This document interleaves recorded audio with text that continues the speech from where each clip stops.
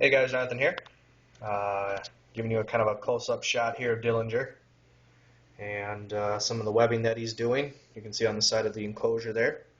So maybe it's just some fresh webbing, but hopefully he will make another sperm web, just in case. Daisy doesn't produce a sac, but I'm pretty hopeful that she does. So anyways, wanted to make a video for you guys of mealworms. And right now I have them in a container that I was going to put my C. fasciatum, my Costa Rican tiger rump in. But it's still way, way, way too small for it to be in this large of an enclosure.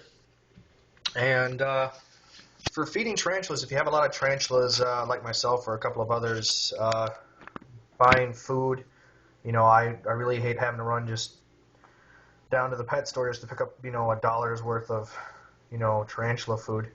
But one thing I love about tarantulas is that as slings, you know, they eat a little bit more often, but really they're a very inexpensive pet to have once you buy them and you have them in an enclosure.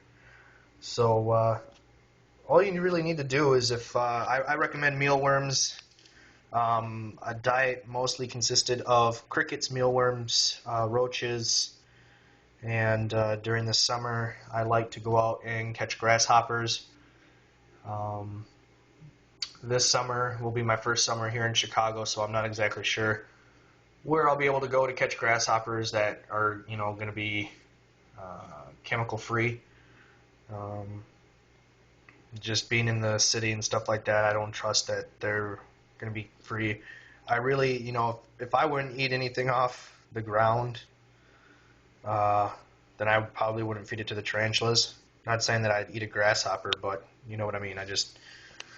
I like their food to come from a safe place. So anyways, to start your own kind of colony of mealworms, it's very simple.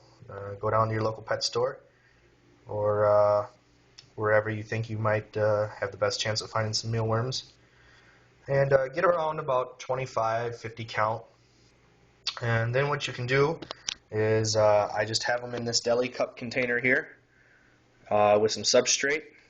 And it's really, it looks moist, but it's really not that moist right now.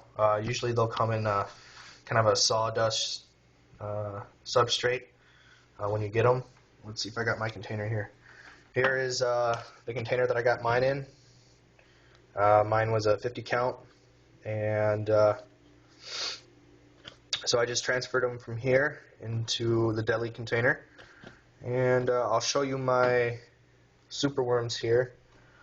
These are what I feed to my larger tarantulas, of course, but I'm running low on these. I've got maybe 5 or 7 in here. There's 2 on top.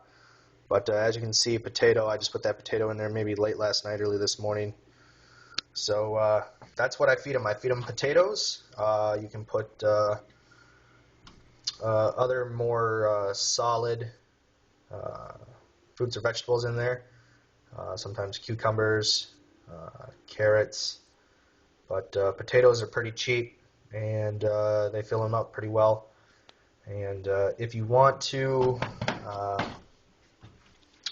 put kind of a loading powder in there, I have the cricket diet, which is basically a cricket loader, and that just basically means that you take your crickets and you feed them real well, or you take your prey or your tarantula food and you let them eat before you feed them to your tarantula. That way your tarantula gets all the fresh nutrients of the food that they just ate already digested, and it's healthier for your tarantulas. So anyways, just get them in a small container like this. A delicate container will work fine. And as you can see right there, I've got a few that are starting to turn into small beetles. And what will happen is they'll shed their skins, they'll molt, and you just clean those out of your enclosure.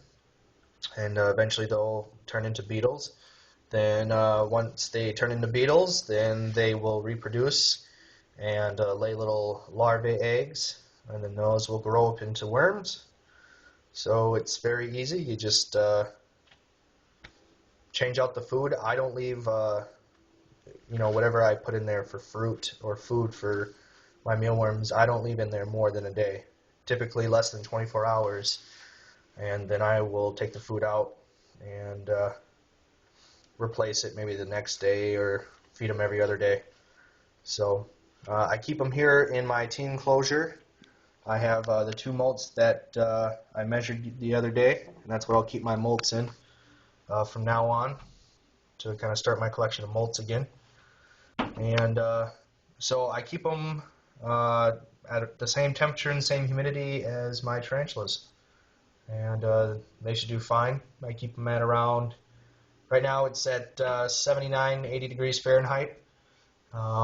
I'm going to try and keep the temperature just maybe a little bit warmer tonight because we're supposed to get hit with a big Midwest storm of snow, ice, rain, the whole shebang. So anyways, I just want to kind of share that video with you guys. I will, when I get in some more teas later this year, I will do a follow-up video with, roach colonies. But there's plenty of information out there, guys. It's not that hard to find how to start your own roach colony, worm colony, or crickets. Crickets are a little bit more of a hassle because they smell. Roaches are actually pretty good.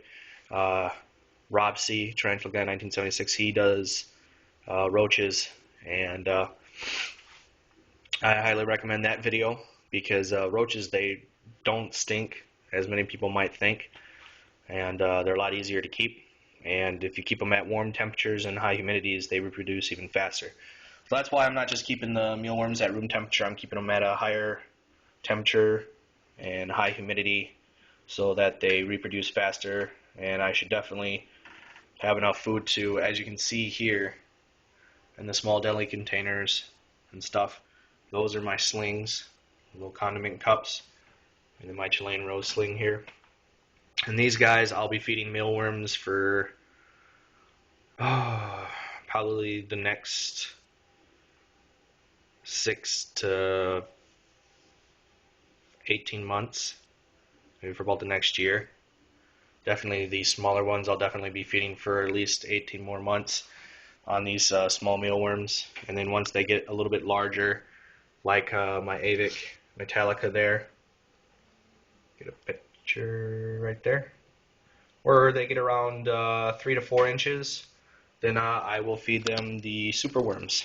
So I think I will go out and get a new batch of the superworms there, and probably keep them in probably a deli container similar to that, or one like Honda's in right here where I can put a little bit more substrate, have a little bit larger colony of them. So anyways, guys, that's pretty much my advice on how to keep your supply of tarantula food on hand when you need it, so you don't have to run down to the store every time you need to feed them. And just one other thing that you can do besides just keeping your tarantulas or just looking at them, and it works out great. So anyways, you guys have any questions, feel free to ask. Otherwise, I highly recommend you doing some of your own research and seeing what you can do. Be creative. Thanks for watching.